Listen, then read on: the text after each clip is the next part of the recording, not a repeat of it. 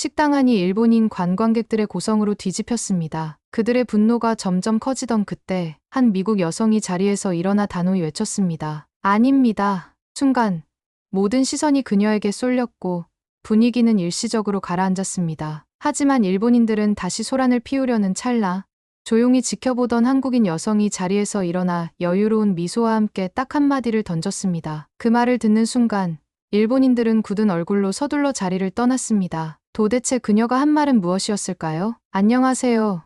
제 이름은 메구미예요. 하네다 국제공항에서 일하고 있죠. 솔직히 말씀드리면 전 지금까지 한국을 그다지 좋게 생각하지 않았어요. 약간 무시하는 마음도 있었죠. 그럴 수밖에 없었던 게 학교에서도 TV에서 그렇게 배워왔으니까요. 특히 독도에 관해서는 의심의 여지 없이 일본 땅이라고 굳게 믿고 있었답니다. 공항에서 일하다 보면 한국에서 오시는 손님들을 자주 뵙게 되는데요. 처음에는 왠지 모를 우월감 같은 걸 느꼈어요. 일본이 더 발전했지.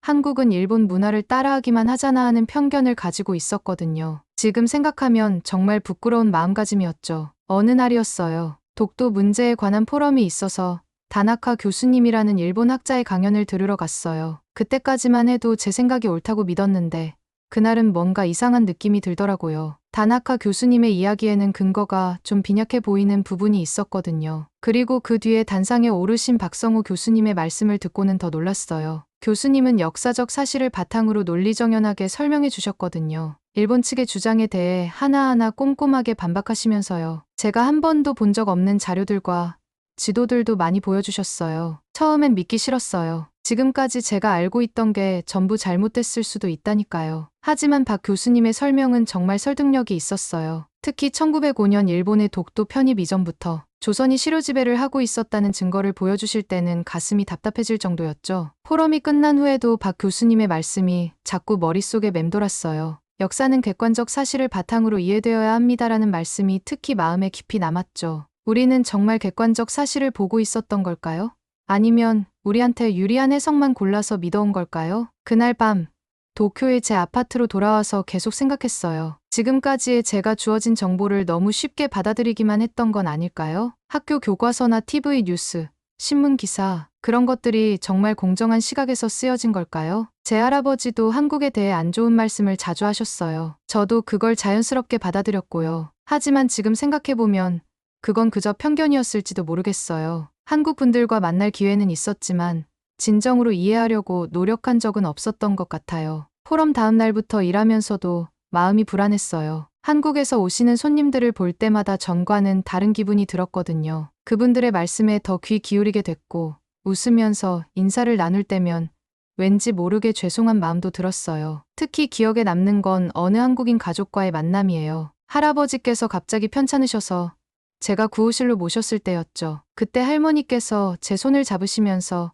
고마워요라고 한국말로 말씀해 주셨어요. 그 따뜻한 손길과 진심 어린 감사의 말씀에 제 마음이 크게 흔들렸답니다. 지금까지 제가 가지고 있던 생각이 정말 맞았던 걸까요? 독도 문제도 좀 더 깊이 생각해봐야 하는 걸까요? 그런 생각들이 조금씩 제 마음속에서 자라나기 시작했어요. 포럼에서 일주일이 지났어요. 제 마음속의 혼란은 아직도 계속되고 있죠. 밤에도 잠을 잘 못 이루게 되었고 일할 때도 집중하기가 힘들어졌어요. 집에 돌아올 때마다 인터넷으로 여러 가지를 찾아보게 됐어요. 영어로 된 자료들을 읽어보면 일본어 자료와는 다른 시각으로 쓰여진 것들이 많더라고요. 특히 서양학자들의 연구를 읽어보면 우리가 배워온 것과는 꽤 다른 부분들이 있다는 걸 알게 됐죠. 어느 날은 도쿄 도립도서관에서 발견한 옛 지도에 놀랐어요. 에도 시대의 일본 지도에는 독도가 그려져 있지 않은 거예요. 하지만 같은 시기의 조선 지도에는 독도가 분명하게 표시되어 있었죠. 지금까지 이런 자료가 있다는 것조차 몰랐어요. 직장에서도 변화가 일어나고 있었어요. 제가 한국에서 오시는 손님들을 대하는 태도가 달라져서일까요?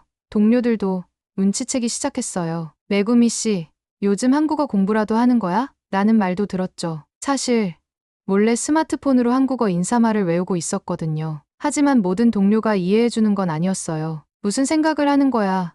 일본 사람이면서 같은 말을 던지는 사람들도 있었죠. 특히 사토 과장님은 제 변화를 좋아하지 않으시는 것 같았어요. 그러던 중에 저는 큰 결심을 했어요. 한번 직접 제 눈으로 확인하러 가보자고 생각했거든요. 한국에 가서 실제로 보고, 느끼고, 이해하고 싶었어요. 그러려면 지금 일을 그만둬야 할지도 모르겠다는 생각이 들었죠. 퇴직을 고민하기 시작할 무렵, 우연히 한국인 관광객 한 분이 저에게 한국의 아름다움에 대해 열정적으로 이야기해 주셨어요. 서울의 활기, 부산 바다의 아름다움, 그리고 독도의 역사적 의미에 대해서요. 그분의 반짝이는 눈을 보면서 저도 그렇게 한국을 느껴보고 싶다는 생각이 들었어요. 사직서를 제출할 때는 솔직히 무서웠어요. 하지만 이상하게도 마음은 가벼웠죠. 이게 제 새로운 첫걸음이 되겠구나 하고요. 사토 과장님은 처음에는 놀라셨지만 마지막에는 자신이 믿는 길을 가는 건 좋은 거야 라고 말씀해 주셨어요. 준비는 신중하게 했어요. 저축을 확인하고 한국에 관한 책을 읽고 간단한 대화라도 할 수 있게 한국어도 공부하기 시작했죠. 특히 역사 관련 책은 일본어와 한국어,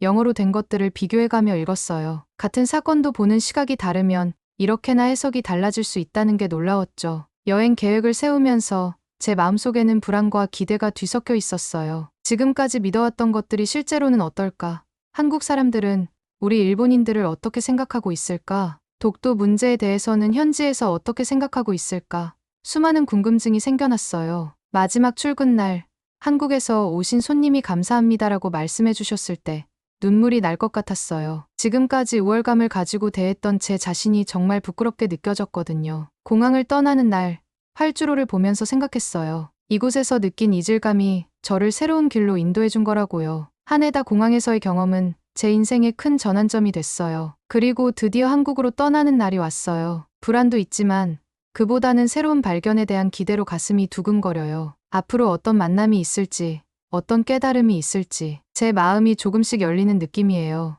인천공항에 도착했을 때의 기억이 아직도 선명해요. 제가 일하던 하네다 공항과는 전혀 다른 분위기였죠. 더 현대적이고 효율적이고 솔직히 많이 놀랐어요. 지금까지 한국을 좀 낮춰보고 있었던 제 자신이 부끄러워졌어요. 공항 곳곳에 설치된 최신 기술들, 깔끔하게 정리된 동선, 친절한 직원들, 모든 게 제가 알고 있던 것과는 달랐거든요. 서울에 도착해서 첫날을 보냈는데 도시의 활기가 정말 인상적이었어요. 도쿄와는 또 다른 에너지가 느껴졌죠. 밤늦게까지 이어지는 거리의 불빛들, 활기찬 사람들, 맛있는 음식들, 모든 게 새롭고 신기했어요. 특히 명동의 한 식당에서 있었던 일이 기억에 남아요. 우연히 옆자리에 일본인 관광객 분들과 미국인 교수님으로 보이는 분이 앉으셨는데 독도 문제에 대해 이야기를 나누시더라고요. 일본인 관광객 분이 다케시마는 일본 땅이에요라고 하시자 미국인 교수님이 흥미로운 대답을 하셨어요. 역사적 기록을 보면 한국의 주장이 더 설득력 있어요. 1905년 일본의 편입선언 이전부터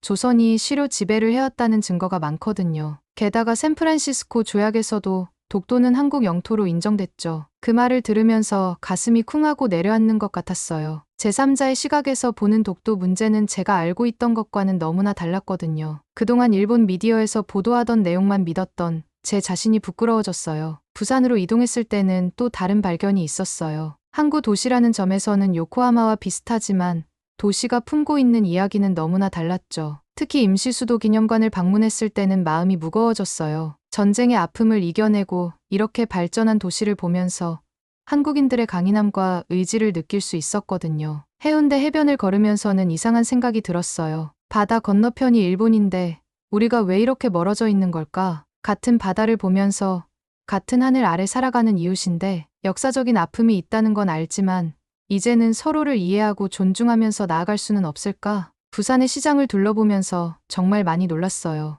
일본과 비슷한 듯 하면서도 전혀 다른 문화? 더 정확히 말하면 우리가 미처 보지 못했던 한국만의 독특한 매력이 곳곳에 숨어 있더라고요. 시장 아주머니들의 정겨운 목소리, 길거리 음식의 맛, 사람들의 활기.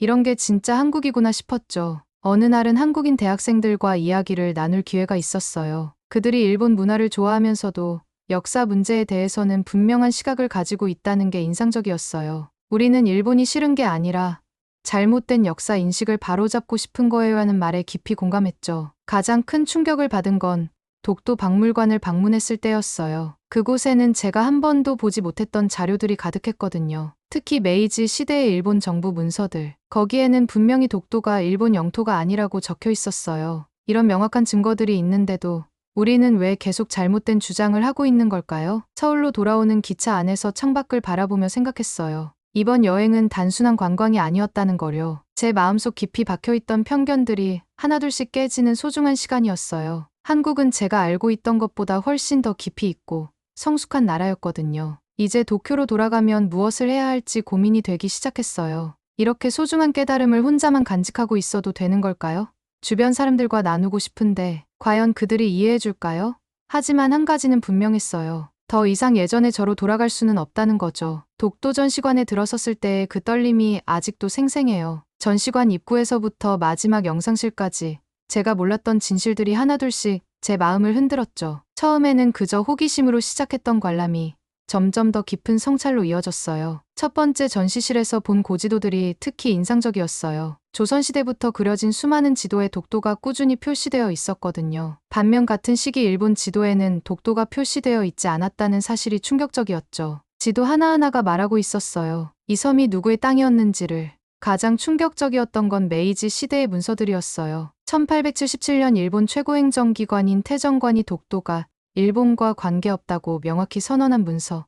1906년까지도 시마네현이 독도를 한국 영토로 인정한 문서들. 일본 정부가 직접 독도가 자국 영토가 아니라고 인정한 이런 명확한 증거들 앞에서 그동안 제가 얼마나 잘못된 믿음을 가지고 있었는지 깨달았죠. 전시관 한켠에는 독도 주민들의 이야기가 있었어요. 독도 강치잡이로 생계를 이어간 어민들. 일제강점기에도 독도를 지키려 했던 분들의 증언이 담긴 영상을 보면서 자꾸 눈물이 났어요. 우리가 다케시마라고 부르며 영유권을 주장하는 그곳에는 실제로 사람들의 삶과 역사가 깊이 새겨져 있었던 거예요. 특별 전시실에서는 독도의 자연환경과 생태계를 소개하고 있었어요. 척박한 화산섬에서 자라난 식물들, 그 주변을 찾는 바다새들, 풍부한 해양생물. 이 모든 것을 지키고 보존하기 위해 한국이 얼마나 많은 노력을 기울여 왔는지 알 수 있었죠. 영토 분쟁을 넘어 이곳은 하나의 소중한 생태계였어요. 특히 마음에 와닿았던 건 현대사 섹션이었어요. 1952년 이승만 대통령의 평화선 선언부터 1954년 독도 등대 설치, 그리고 현재까지 한국이 얼마나 일관되게 독도를 지키고 관리해왔는지가 잘 정리되어 있었죠. 반면 일본의 주장은 시기와 상황에 따라 계속 변해왔다는 사실도 알게 됐어요. 역사적 자료들을 하나하나 살펴보면서 가장 마음 아팠던 건 일본이 얼마나 의도적으로 사실을 왜곡해왔는지를 깨닫게 된 거였어요. 학교에서 배운 내용,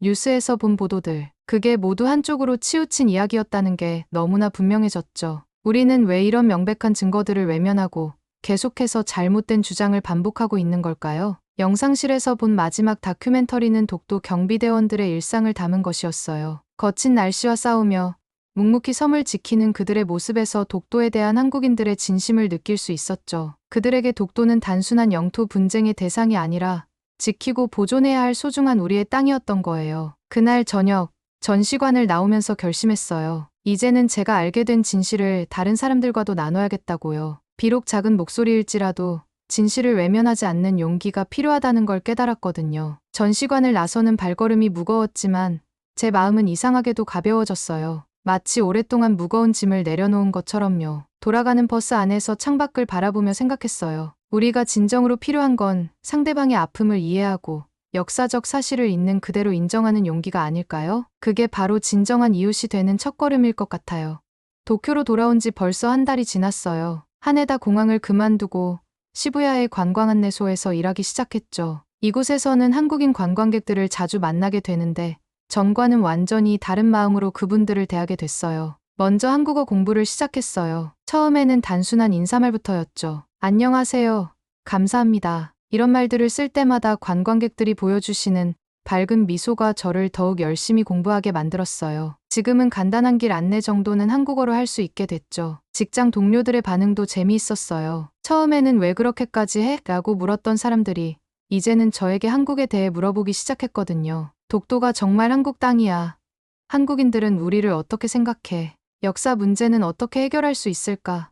이런 질문들이 하나둘씩 늘어났어요. 특히 스기야마 씨라는 동료와 나눈 대화가 기억에 남아요. 그분은 처음에는 제가 반일적이라고 생각했대요. 하지만 제가 보고 느낀 것들을 이야기하고 역사적 자료들을 함께 찾아보면서 조금씩 생각이 바뀌기 시작했다고 해요. 메구미 씨 덕분에 새로운 시각을 갖게 됐어라는 말을 들었을 때는 정말 기뻤죠. 블로그도 시작했어요. 한일 우정 이야기라는 제목으로요. 제가 한국에서 경험한 것들, 알게 된 진실들, 그리고 새롭게 발견하는 양국의 아름다운 공통점들을 하나하나 기록하고 있어요. 처음에는 별로 관심을 받지 못했지만 최근에는 꽤 많은 분들이 찾아와 주시더라고요. 어느 날은 대학생 모임에 초대받아서 한일 관계에 대한 이야기를 나눴어요. 젊은 친구들이 이렇게 진지하게 역사와 미래를 고민하고 있다는 게 놀라웠죠. 그들과 이야기를 나누면서 희망을 느꼈어요. 우리 세대가 못다한 화해와 이해를 이 친구들이 이뤄낼 수 있을 거란 생각이 들었거든요. 물론 쉽지만은 않아요.